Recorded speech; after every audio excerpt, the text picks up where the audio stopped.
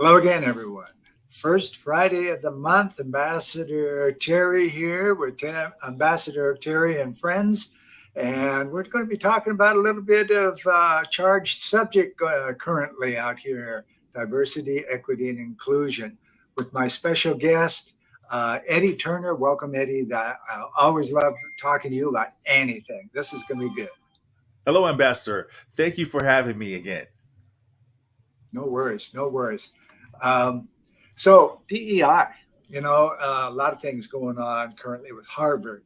There's a lot of stuff going on in the Middle East that can affect what's going on. I certainly, both of us, see a lot in social media feeds and what's going on. I get a morning Forbes, New York Times, etc. There's always something about this. This is a charged subject.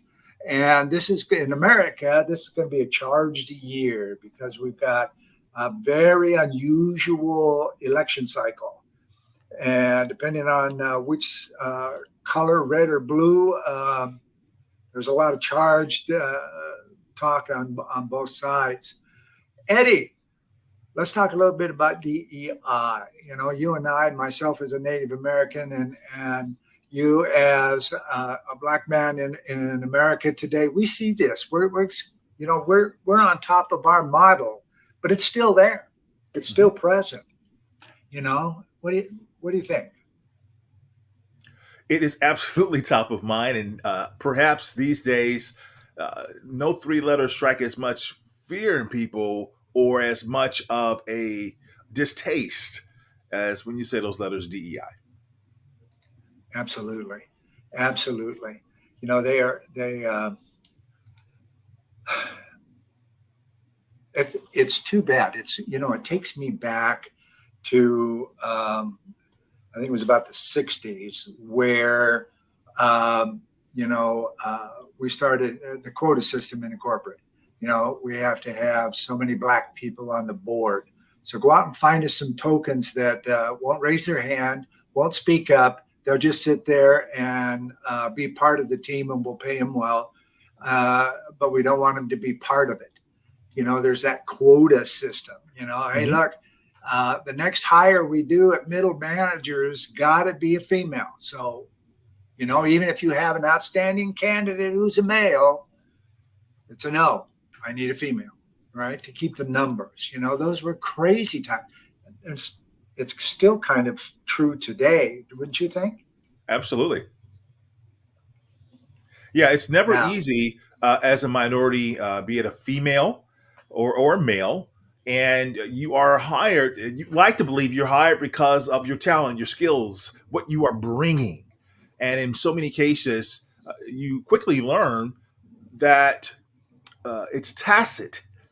No one's saying it out loud. It's tacit that you are to be seen, not heard, and you find that out very quickly when you start to use your voice. That they don't really want to hear what you have to say, and in fact, when you do use your voice, it's frowned upon. It's mm, you're basically told to get back in line and not to be heard. And that's a sad situation, and so much so that Goldman Sachs, I believe it was 2019, said that they would no longer take a company public unless they had at least one female on the board. That worked well in helping them to diversify boards. They went to the next level in 2020 and said, not only will we not take you public if you don't have one female on the board, but you also must have one other diverse candidate on the board as well. Why did they make that change? They made that change because when you're the only one, what we just talked about happens. You can be silenced. You still feel alone, and you either feel like a token or you're treated like a token. So now, at least if there's one absolutely. other person there to help speak up, you don't feel that pressure to remain silent. You do feel a little more courage to be able to speak up, use your voice. Absolutely. Absolutely. You know, in the quota system, seen and you're like a child. Children need to be Yes. seen, not heard. Yes. Okay, and that's a tragedy. I push with when I mentor my executives and political people in various countries of the world. I tell them, hire brains, stay with brains. Don't step into this stuff, because when you start working the good old boy network or the good old girl network, they're out there, and you start your focus on building your golf foursome, you're doing a disservice to yourself, to your company, and to the people you hire, because you're probably hiring people that shouldn't be there. Okay, they may Absolutely. even not qualify for the seat they're in, about to leave to come to you, right? In so many organizations, that's really true. They have a system of mediocrity, and that's all they want. If you think out the box, act out of the box, you're quickly told to get back in the box. Steve Jobs once famously said, "Why hire creative, intelligent people and then tell them what to do?" The ideal should be you're hiring people who are creative and intelligent, who are going to help you think out of the box and are going to help you disintermediate the industry. He was that way so much so they ran him out of the company, his own company. And then they realized, How do you we do that? actually need this guy. And of course, he went Oh, on to yeah. change the history of the world, literally, right? And so that really is what happens when you have someone that you've brought into your organization and they are different. And that's what we're talking about diversity, right? It's not always just because of the color of their skin or their gender, sexuality, etc. Down the line, they're that way because they do think differently. They bring something that you need so that you don't have this culture of mediocrity, but you do have the ability to think differently, therefore act differently, build differently, sell differently, whatever it takes for your organization to be successful. And history of corporations are littered with people who uh, are failures because he wouldn't listen. One great example, Kodak. Kodak had these great engineers, Yeah. and these engineers ran into the executive suite and said, "You won't believe this. We've got the next best thing. And this is going to change the industry." And the executives said, "No, why would we want to do that? Do you know how much money we make selling these little cartridges?" Now, for the younger members of our audience who may be watching, they don't know about a time when you couldn't see your pictures instantly. You had this Right little on. film strip was black. You had to roll down to your Walgreens or whatever the store was, and you gave them that film, and you came back a week later, and it was developed. And for Kodak, that was a $1 billion business. Yeah. Well, the engineers had come up with the patent for digital photography, the very photography that is used everywhere around the globe.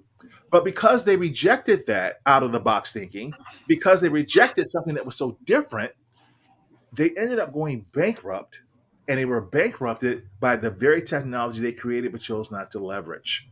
And in the bankruptcy proceedings, in fact, the only valuable part of the portfolio was the patents on digital photography. Yeah. Absolutely. Absolutely. Now, I was just talking to a young man at the gas station yesterday, and I said, when I was a kid, and that's a long time ago because I'm 71 years old. When I was a kid, we had a rotary dial. And not only was it rotary, it was a party line. So everyone on my block had the same phone number. And before you could call anybody, you had to pick up and see if anybody was talking. If they weren't, you quick dialed before somebody else picked up. Absolutely. Like we just finished a major holiday season. That was insane. That was absolutely insane. You did not call relatives and stuff during that Christmas Eve, Christmas Day, and through New Year's. You just didn't call anybody because you couldn't get on the line anyway. It was bizarre. Now we walk around with computers in our hands. We can call as many people as we want and party them all onto the same line and have no issues with it. The younger people that were born in this century, they've had computers and cell phones from day one. They walked around the crib with one. So in a lot of them, we laugh about that, but there's a lot of little digital units that used to be able to put on the side of a crib, and the little kid could play with it. It would do certain things, you know. Absolutely. So like the fun we used to have with Pac-Man. Well, Pac-Man is still a lot of fun. People still use that in some arcades and things like that. But we've evolved, ladies and gentlemen. This is the 21st century. We have across the globe, basically, but in the Western world, we have the best universities. We have the best overall education of young and middle managers and below coming out with major good brains. They do not recognize a box. They're not in the box. They're not out of the box. They don't care about a box. It doesn't exist. I've got the idea and you got to listen to me and I'll go to the X company. I don't owe you anything. And so Absolutely. that if these companies don't come to that mentality, they're not going to stick around, you know. Major retailers, just in this decade, the major retailers that have failed, that have been around for 100 years, you know, they could not grasp that new way of doing business and those kinds of things, and they lost that market. Not only lost the market, they lost their corporation. So these are real concerns. Indeed. So we've got a gentleman here. This is so amazing. Can we organize one with my team, please? They need to hear this. Well, reach out to us. We're on Facebook, LinkedIn, and YouTube right now. Reach out to Eddie Turner or myself. We would be happy to talk to you a little bit about this subject, or well, both of us speak and consult on a lot of different things. But sure, reach out to us. We'd be happy to start a dialogue and see where that goes. Thank you for that question. Indeed. Thank you, Alex. So, yeah, that was great. Political year. You know, I try to stay away from religion and politics, particularly when I'm in front of a camera. But here I go with but. And because of that, I really, there's always a lot of other subjects to talk about. When I started the live today, ladies and gentlemen, I did mention about this charged political year. Well, there's a lot going on for a lot of different reasons. DEI is a big part of that, but it's not the only thing that's out there. You know, we're talking about corporations. Well, we're also talking about entire political parties. You know, they're out there. They bring in anybody that'll vote and go out and get more votes and do all those kinds of things. But the inner groups are good old boys, and they're like education. They're all Princeton, or they're all Ivy League, or what have you, or they're all lawyers. Okay, there's a lot involved in getting to the inner circle, and a lot of time, energy, and expense on the individual's part to get up that far in the party to be part of that and not be a federally elected official in some way. What do you think about that, Eddie? In terms of the charge of politics, I'm not sure I understand what your question is. Yeah, you know, we're in a very politically charged arena right now, and both sides, the Republicans in America anyway, the Republicans and the Democrats are scrambling for votes. They're realigning the election map to further support their party and their candidates and all of those kinds of things. Well, people are starting to see at the judicial level, that's not even close to the Constitution, guys. You know, start over. You can't do that. You know, the last 5, 6, 7 years, anything goes on the Hill. Okay, say whatever you want. You can outright lie, you know, on camera and all those kinds of things, and it's everybody else's fault but yours. Well, we got to take some responsibility. Fortunately, there is some people that are fortunately and unfortunately who are speaking up and saying, this is not what America's all about. This is not about what our Constitution is about. This is not what we're doing in the 21st century and going forward with our beliefs and our shared beliefs in the future. So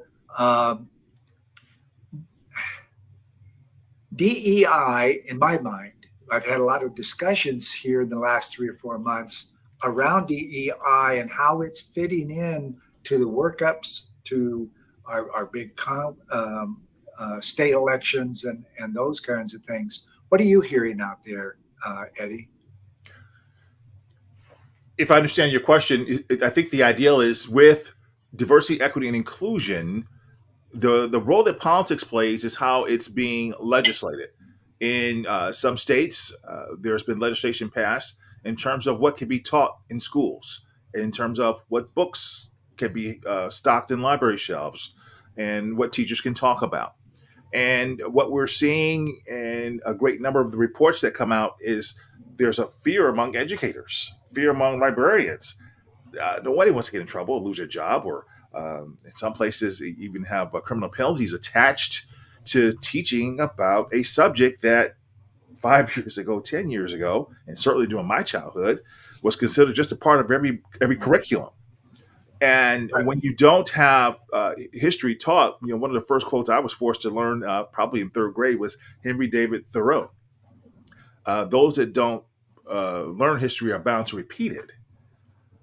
And that just echoes in so many ways, be it world history, American history. I look at sometimes even the parallels of what we see unfolding in our country and what has unfolded in other parts of the world in history, be it what took place in Germany. And in fact, in one of my speeches, I actually speak to that, and I fold that in and make the analogy.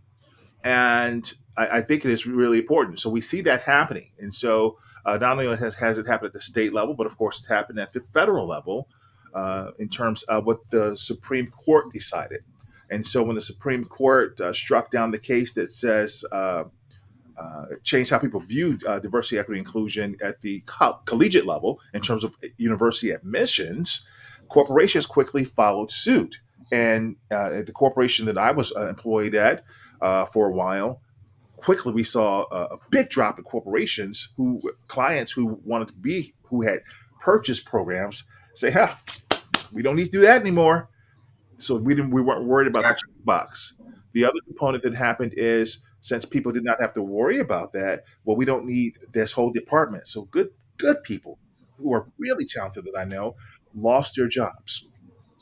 The Wall Street Journal wrote an article about, if I remember the title right, the most endangered job in America was that of chief diversity officer, because you no longer needed this new C-level title. This new CDO role was one of the quickest ones to be eliminated along with these departments as a result of that legislation that was passed. And so I think that that's the direct parallel that we see, one of the direct parallels we see as it relates to the political impact of on DEI. Absolutely, absolutely. You know, I admit this that back in the day when I was at the C level, I was part of those strategic decisions. Well, we don't have to get rid of this person. We restructure it and break it apart, and they no longer have a job. So, sorry, we just got to get rid of you. Just slick.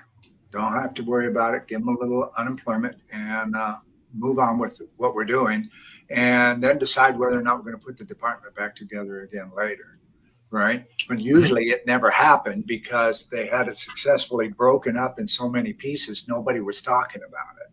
So it just went away. And looking back on those decisions now, I don't feel so good about it, helping that happen. But I, at the same time, didn't really understand the impact of that because the person they were trying to get rid of wasn't such a popular person anyway. They were always bitching and griping about stuff that really wasn't diversity related. It was just all this stuff that's going on in the company. Well, it's a company culture. If you don't like the company culture, you can always move and do something else. Uh, if you don't like the way you're being treated in the company because of your status in life, that's completely different. So they the upper levels were very successful in re moving that around and remodeling it so it looked like it was kind of the executive's fault that thing is falling apart. We're not going to carry that division anymore. It's not supporting our company, when Mhm. that wasn't the reason anyway. They wanted to get rid of the person, right? So yeah, Yes. all of that goes into the play. Well, I am so glad that you hopped on here and spent a few minutes with me, Eddie. I always love talking to you on any subject. And Happy New Year to you. And ladies and gentlemen, thanks for stopping by. We do reach out with us or to us if you have some more questions along the diversity, equity, inclusion, or any. If we've said anything here today that resonates, a line or a dialogue of questions that you may have for either or both of us. Thank you for being with us. Thank you for those who are picking this up off the recording. I'm always glad that you're with us. Eddie, thanks a lot, my friend. This was great. Th- Thanks for having me, Terry. And if people have questions for me, they can visit askeddieturner.com. There you go. AskEddieTurner.com. Bye for now.